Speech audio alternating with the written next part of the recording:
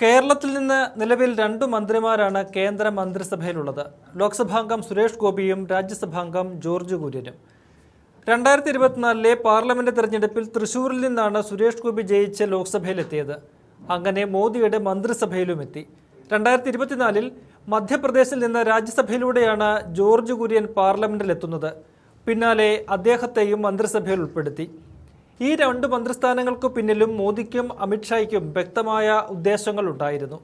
കേരളത്തിന്റെ രാഷ്ട്രീയ ചരിത്രത്തിൽ ആദ്യമായിട്ടായിരുന്നു BJP ലോക്സഭയിലേക്ക് ജയിച്ചത്, അതും തൃശൂർ പോലൊരു മണ്ഡലത്തിൽ. ആ വിജയത്തിനു പിന്നിൽ പല ഘടകങ്ങളും ഉണ്ടായിരുന്നു. മണ്ഡലത്തിലെ നിർണായക വോട്ട് ബാങ്കായ ക്രൈസ്തവ വിഭാഗം BJPക്കൊപ്പം നിന്നു. കൂടാതെ സുരേഷ് ഗോപിക്ക് വ്യക്തിപരമായി കിട്ടിയ വോട്ടുകളുമായപ്പോൾ 3/4 ലക്ഷത്തോളം ഭൂരിപക്ഷത്തിലാണ് അവിടെ താമര വിരിഞ്ഞത്. BJP ഏറെക്കാലമേ ലക്ഷ്യമിടുന്ന ക്രിസ്ത്യൻ ഔട്ട്റീച്ചിന്റെ ആദ്യ ഫലമായിട്ടായിരുന്നു നേതൃത്വം അതിനെ കണ്ടത്. ഈ വിജയത്തിലൂടെ BJPയുടെ കേരള മിഷൻ കൂടുതൽ ശക്തമാക്കാമെന്ന് മോദിയും അമിത്ഷായും സ്വപ്നം കണ്ടു. സുരേഷ് ഗോപി പാർട്ടിയെ വളർത്തുമെന്നും കൂടുതൽ വിജയങ്ങൾ നേടിത്തരുമെന്നും പ്രതീക്ഷിച്ചു. എന്നാൽ ഒന്നും നടന്നില്ല.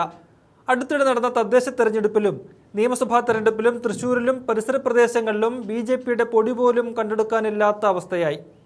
സുരേഷ് ഗോപി വാചകം മേടിച്ച് ചാടി നടന്നെങ്കിലും അതിൻ്റെ ഗുണമൊന്നും നിയമസഭാ തെരഞ്ഞെടുപ്പിലും കിഡ് പാർട്ടിക്ക് കിട്ടിയില്ല. ക്രിസ്ത്യൻ ഔട്ട്റീച്ചിൻ്റെ മറ്റൊരു നീക്കമായിരുന്നു ജോർജ് കുര്യൻ്റെ മന്ത്രിസ്ഥാനവും.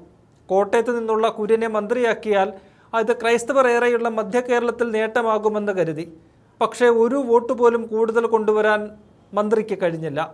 തദ്ദേശത്തിലും നിയമസഭാ തെരഞ്ഞെടുപ്പിലും അടപടലം പൊട്ടി. ഇങ്ങനെയെങ്കിൽ എന്തിന് 2 മന്ത്രിസഭയിൽ വെച്ചുകൊണ്ടിരിക്കണം എന്ന് മോദിക്ക് തോന്നിയാൽ കുറ്റം പറയാൻ പറ്റില്ല. ജോർജ് കുര്യൻ്റെ രാജ്യസഭാ കാലാവധി അവസാനിച്ചെങ്കിലും മധ്യപ്രദേശിൽ നിന്ന് വീണ്ടും സീറ്റ് കൊടുത്തിട്ടില്ല. ഇതോടെ കുര്യൻ മന്ത്രിസഭയിൽ നിന്നും ഉടൻ പുറത്താകും. സുരേഷ് ഗോപിക്കും മന്ത്രിസ്ഥാനം തെറിക്കുമെന്നാണ് വിവരം. അതിൻ്റെ സൂചനയാണ് അദ്ദേഹത്തിൻ്റെ പ്രതികരണം. തന്നെ മന്ത്രിസഭയിൽ നിന്ന് ഒഴിവാക്കണമെന്നാവശ്യപ്പെട്ടതായാണ് റിപ്പോർട്ടുകൾ. എന്നാൽ പുറത്താകൽ ഉറപ്പായപ്പോൾ സ്വയം ഒഴിയാനുള്ള നീക്കമാണ് സുരേഷ് ഗോപി നടത്തുന്നതെന്ന് വ്യക്തം.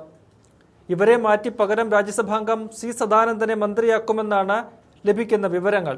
അതോ ഇനി കേരളത്തിൽ ഇത്തരത്തിലുള്ള നിക്ഷേപമിറക്കൽ BJP എന്നത്തേക്കുമായി അവസാനിപ്പിക്കുമോ എന്നും അറിയില്ല.